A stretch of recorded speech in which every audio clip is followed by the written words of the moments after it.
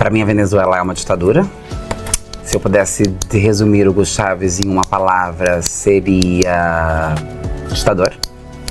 Se eu pudesse resumir Nicolás Maduro em uma palavra, seria complexo, porque eu não consigo definir, eu não consigo ter uma opinião formada, fechada sobre este homem que às vezes eu penso ser bacana e às vezes eu penso ser ditador. E aí eu não consigo definir apenas um ditador cruel, bárbaro, que impõe a sua vontade sobre o povo ou alguém que está tentando, sei lá, não sei, por isso complexo. Agora, minha pergunta, porque tua análise para mim foi complexo, eu não entenderia que seria positivo de Maduro. Quando eu penso, por exemplo, no opositor, esqueci, me fugiu o nome. O Guaidó. O Guaidó. Aquele cara tá muito mais perto de um pensamento direitista, de um pensamento trumpista, de uma ideia completamente equivocada do que eu acredito como nação, como sociedade, do que o Maduro. Mas aí, para tentar garantir o que eu acredito que está muito mais voltado à democracia, aos direitos humanos, ele acaba se tornando um ditador. E aí, por isso, eu não consigo avaliar, porque para mim Guaidó também não é a coisa certa, mas também como o Maduro impede que Guaidó seja eleito na Venezuela, também não tá certo. E aí o que gera pro povo venezuelano também não tá bom. Então eu acho complexo, acho difícil, porque eu não posso dizer que eu acho o Maduro completamente um ditador escroto e que se aproxime, por exemplo, de Hitler ou de Pinochet ou de qualquer outro. Não acho.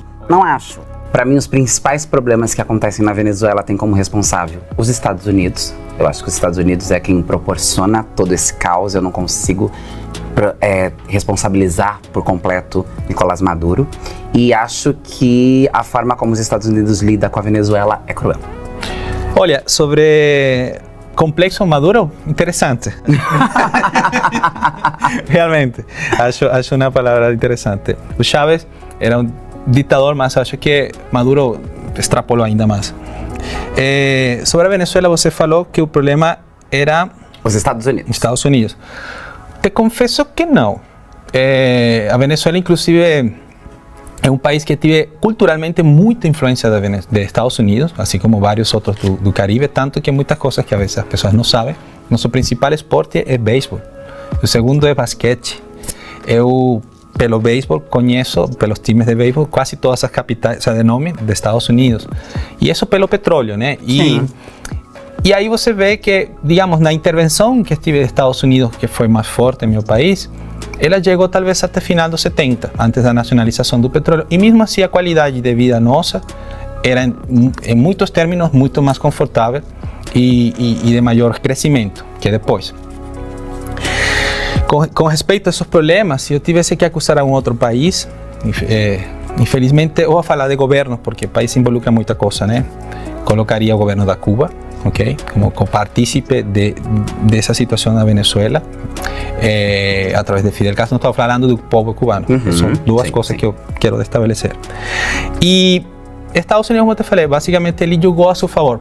Talvez, mientras Hugo Chávez estive vivo, por exemplo, não sei se está em conhecimento, até 2012, diariamente se exportava 1 milhão de barris para Estados Unidos e Estados Unidos comprava feliz da vida e todo mundo fazia negociações. Então, eu acho que entre eles estavam claros que não era um problema um para o outro. Então, só para estabelecer isso ali. Pra gente aqui no Brasil e acessando as informações que a gente acessa e olhando, me parece que a situação crítica que chegou à Venezuela agora, com Maduro e tudo mais, tem muito a ver com os interesses dos Estados Unidos com relação ao petróleo. Então eu não quero deslegitimar a sua narrativa, porque tem a vivência, porque é de lá, conhece muito mais profundo, porque vivencia o país muito mais do que a gente, melhor, vivencia todo o país, a gente não vivencia nada, a gente recebe as informações pelos veículos de comunicações que nos informa aquilo que a gente muitas vezes até pode questionar se aquela informação tem algum lado político. Mas me parece, sendo brasileira, olhando para a Venezuela e a situação crítica da Venezuela, que existe uma mãozona dos Estados Unidos quando os Estados Unidos para de ter essa mesma facilidade em comprar os petróleos da Venezuela, como você mesmo colocou. Mas interessante te ouvir. Não, e eu acho interessante a tua postura, igualmente responde, por assim decirlo, eu sou de uma geração que eu nasci sem internet. Entende? Por exemplo, talvez para você é difícil entender o mundo sem internet. E eu acho que a internet tem um paradoxo que é uma sobredose de informação e um déficit de conhecimento. conhecimento te convida a pesquisar e ver. E nesse sentido, só para que fique em sua análise, a Venezuela, quando Hugo Chávez entrou, produzia 3 milhões de barris de petróleo, 3 milhões e 800, quase o que produz o Brasil hoje em dia. E hoje são 150 mil, o sea, menos de 1 milhão, entende? E por que coloco essa cifra? Porque para um país como Estados Unidos, se fosse o interesse do petróleo, é extrair ele o mais rápido possível. E a infraestrutura de extração do petróleo está estragada e criar uma nova não é algo rápido, entende? Então, realmente, desde essa perspectiva, não vejo um interesse para Estados Unidos. Tem países muito mais, com maiores facilidades para procurar esse petróleo, ok? Então, mas entendo, por isso te perguntei e achava que a Venezuela, em um momento, você pensaria que era uma democracia, porque a linha informativa acompanha isso, né? Mas não acompanha como é o processo de lá. Então, igualmente, eu também teria algumas ideias antes do Brasil e outra coisa é morar. Sim, então, mas te esclareço isto porque te convido também a entender um pouco mais de nosso país, o que era antes de este processo, né? Para não comprar tanto discursos de pessoas que, às vezes, falam sem argumentos, né? Com respeito ao socialismo, para mim, socialismo e liberdade são incompatíveis. Vou explicar por aqui. E eu acho justo. Acertei, pelo menos. Imaginei. Não, eu te explico. Olha, no histórico, assim como curiosidade, meus pais foram líderes estudantis na faculdade de esquerda, né? Inclusive, meu pai teve 3 anos preso político nos anos 70. Conheço o esquema.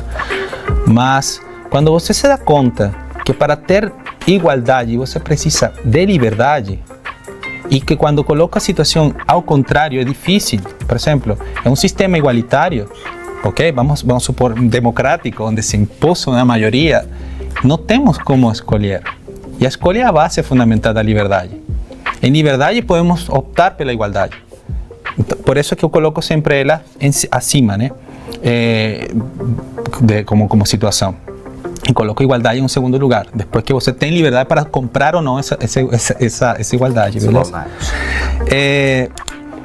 Minha visão do socialismo do século XXI é o mesmo fracasso desde o século XIX. Então, porque planteia a visão, eu acho que a visão totalitária. O ser humano, por essência, ele é individual, ele é particular. Você e eu podemos ter coisas em comum, mas a tua identidade, eu não vou te obrigar a ser quem não é, ok? Só porque eu acho que deveria ser assim. E o socialismo, quando você perde esse sentido de escolha, não quer comer, não quer pensar, não quer dizer, acontece. E o século XX foi um grande experimento do socialismo. E aí você vê que não conjuga a igualdade com liberdade. Por exemplo, só para colocar algo, é muito mais, que eu lembro, é muito mais fácil você conseguir um partido socialista ou de esquerda em um país de direita que um partido de direita é um país comunista ou socialista. Entende? Então, por quê? Porque eles querem totalizar. Quem pensa diferente está fora. E você acha que isso é uma questão do pensamento socialista, claro, e não dos líderes que estão em países ditos socialistas? Então, o socialismo é feito por homens e para homens. Então, se ele não considera suas características como falhas, então algo está errado. Porque o ser humano, que eu estou dizendo, o socialismo pensa de maneira totalitária uma turma, uma comunidade que é heterogênea. Você não pode estabelecer de maneira tão igualitária a toma de decisões, entende?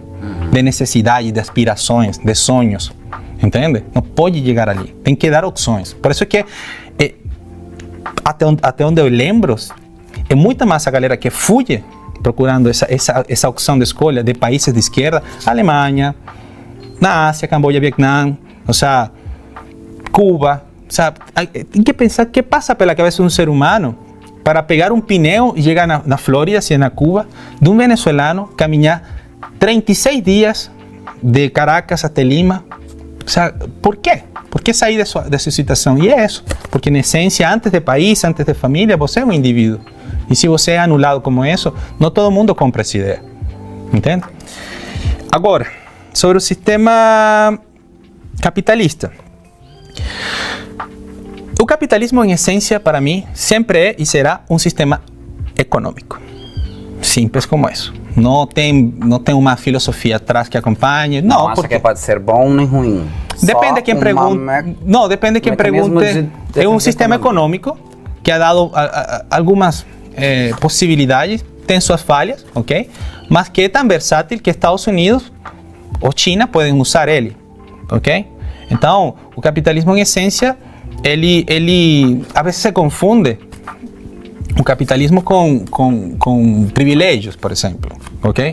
E não é a mesma coisa. O sea, é a tendência de capital. Você pode nascer pobre, ok, por exemplo, e procura uma forma de obter capital que possa usar como recurso para multiplicar esse bem em outra coisa. Um exemplo, você nasce em uma periferia qualquer uma, monta um lanchonete, esse lanchonete te dá um capital a mais e pode montar um segundo. E isso através do capital. No início, nós dois coincidimos nos direitos humanos, ok? O principal é você ter direito a ser livre e independente, beleza? E para você ser livre e independente, tem que ter recursos econômicos, basicamente, ok? Senão você fica dependente. Sim. Certo? Ok. Como que eu tenho esses recursos econômicos sem uma economia que gere capital? Ok? Porque, por exemplo, se você depende, o Estado, se ele fosse a repartir, de algum lugar alguém tem que pagar a conta. Sim.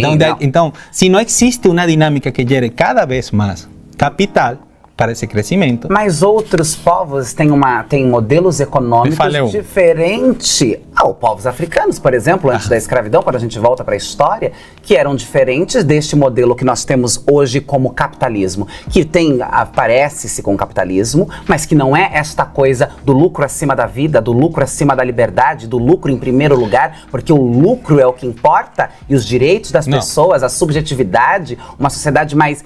Não, porque o capitalismo, quando você disse capitalismo e liberdade, eu pensei, não consigo enxergar um capitalismo e a liberdade. A gente sempre está preso por conta do capitalismo, por conta de ter que correr atrás desse capital. E aí, que o capital, que o dinheiro, que a renda esteja preso na mão de famílias, na mão de pessoas e não sobre o poder do Estado, sobre o poder para todos, que seja uma responsabilidade estatal, mas sim de empresas privadas, que aquelas famílias, os seus filhos já nascem ricos e vão permanecer ricos e os filhos dos pobres vão continuar pobres, não me parece um dos modelos melhores e mais livres e mais adaptáveis e mais tranquilos de serem mas tudo bem. Por isso que eu acho que a geração 2021 que propõe um pensamento em cima do socialismo é uma geração diferente do que foi 20, do que foi 19 e que se baseia assim, porque a gente se baseia a partir de referências, a partir de construções, de filosofias, de correntes filosóficas, mas levando em conta todos esses aprendizados que só o tempo,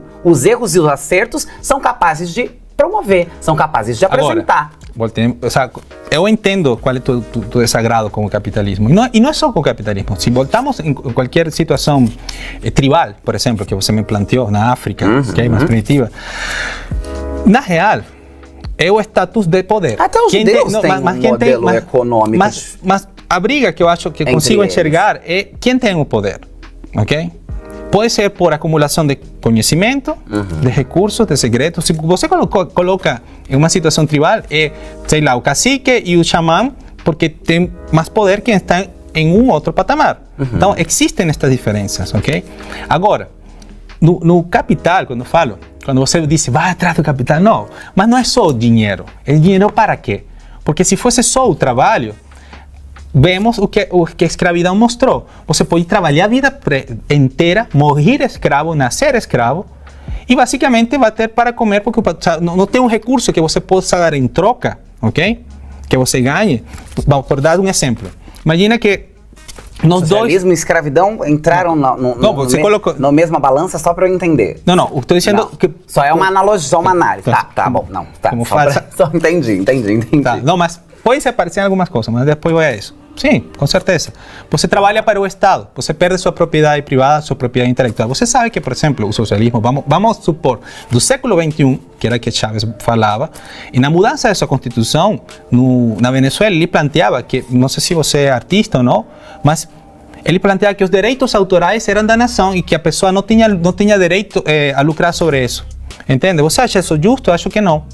Porque de que vai viver você, se você tem mais talento que outra pessoa? Então, essa distribuição totalitária sobre o grande Estado é o que plantea o socialismo. Agora, no capitalismo, é onde os direitos autorais têm um valor, têm uma valia. E que tanto de certo ou não para o mercado, se gosta ou não gosta, é quem ganha mais.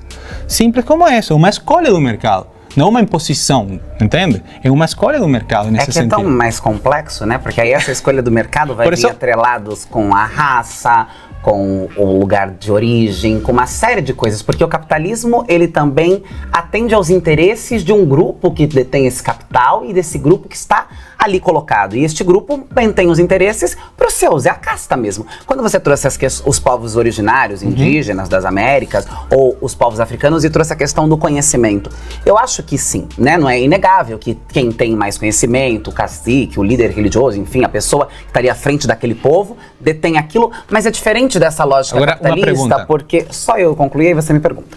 E aí essa lógica capitalista, porque não está à frente para dominar, não está à frente para ser dono daquela gente, para ser dono daquele povo. Está à frente para passar conhecimento, está à frente porque consegue ensinar os mais jovens, está à frente porque tem uma trajetória diferente dos mais jovens, diferente do capitalismo. Agora, quem está à frente, quem detém o poder, quer controlar. Quando você coloca o pensamento de uma comunidade originária na mesma balança que o dinheiro, que a acumulação de bens, essa é a visão do capitalismo. Nesta filosofia, nesta forma de viver as pessoas sem serem contaminadas pelo que é o capitalismo, essa ideia nem faz sentido, isso nem se aplica, porque elas vivem, entendem o mundo, a sociedade, de uma outra lógica. E não é a lógica do domínio, não é a lógica do bem, não é essa ideia já é uma ideia introjetada, formulada, pensada pelo próprio capitalismo, que inclusive contaminou os povos todos, né? Nós vemos aí os povos originários com muito desafio de conseguir manter a sua essência, a sua ancestralidade, porque o capitalismo, ele quer dominar essas terras, ele quer dominar essa filosofia, ele quer dominar essa cultura, porque ele quer transformar em bem, porque é mais fácil, você mesmo disse. Quando é em bens, quando é em dinheiro, quando é monetário, se resolve mais fácil. Quando não se é monetário, abre-se margem para uma série de discussão, porque estes líderes, essas pessoas destas culturas, não estão ali porque pensam em dominar, porque pensam em ter e não obrigam, as coisas elas fluem, é como se fosse um rio, elas vão, porque estão todos em conformidade. Olha para as comunidades indígenas tradicionais que ainda estão preservadas e se mantêm. Aquelas crianças, aquelas mulheres, aqueles homens são felizes vivendo daquela maneira. Eu vou falar pelas comunidades de meu país, sim, para não entrar em discussão. Geralmente não são tão puristas assim, ok? E às vezes, se tem a opção de melhorar o que eles considerem que melhora de sua existência, vão a tomar essa opção. Seja um celular, por exemplo. O capital você está vendo como se fosse só não, é um recurso de troca, muito mais neutral. Ok? Eu não sei o que você tenha para oferecer, nem você sabe o que eu tenho para oferecer, mas se podemos chegar a um nível neutral, que por exemplo, neste caso é o capital, aí você usa como quiser e eu uso como eu quero. Ok? Não por acaso o salário é um esquema de troca. Salário vem da palavra democrático assim. Calma. Não estou dizendo, e começo no início. Eu falei que não achava um sistema perfeito, ok? O capitalismo. Espero que lembre.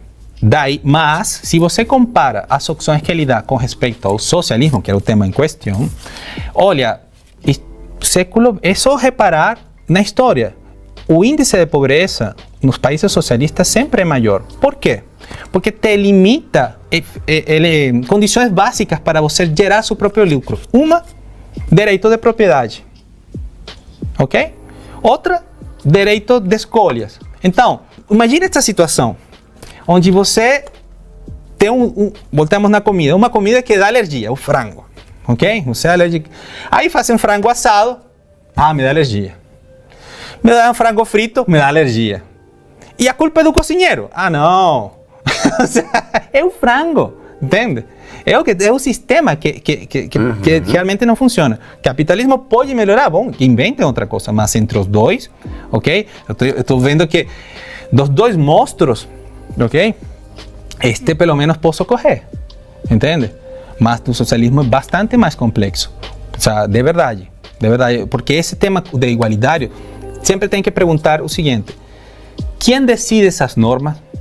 Por quê? Acho que em 2021 a gente está falando já quem pensa o socialismo de 2021 já até abriu mão da palavra igualdade, porque ela não faz sentido. A gente tem pensado em equidade, porque tem uma outra conotação. Mas agora que está colocando equidade. Porque agora que estamos aprofundando e indo na discussão, mas estamos pensando, por isso que eu digo que é diferente. Respeito a sua opinião, acho que você tem sentido no seu ponto de vista, nas suas perspectivas, na sua defesa, não quero aqui deslegitimá-la, não concordo de nenhuma maneira, não tenho acordo algum. Por isso é que eu gosto da liberdade. Com isso, exatamente, isso é importante, por isso que precisamos de um socialismo que defenda os valores da liberdade, para que as pessoas também possam pensar de outras maneiras, mas a palavra tem sido equidade. Mas é isso que eu estou dizendo, em socialismo dificilmente você vai falar de outra maneira. Sempre se impõe, o sea, todo regime que sea amplio, totalitario, sea por religión, por morais, por raza, se va a impor, por eso que voltamos no tema da democracia. Então essa maioria, para mim, eu creio mais na representatividade. Sim, tá certo. Então, em esse sentido, por isso que lembrei do mercado nesse esquema. E olha, a meu entender, o sea, depois de muito andar e muito ver e muito testar, eu gostaria pelo menos te convidar te deixo com esta provocação, que seria, eu pessoalmente acho que a desigualdade em si não é tão problema como a pobreza, ok? Sim.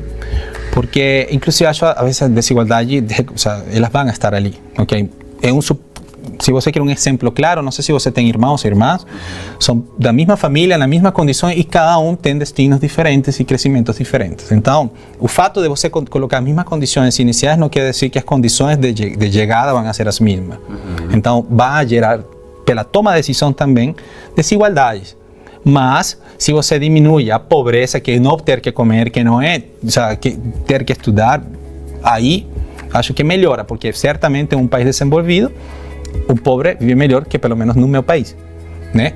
Então, essa é a provocação que te deixo sobre considerar se a pobreza é mais um problema muito mais alto que a desigualdade.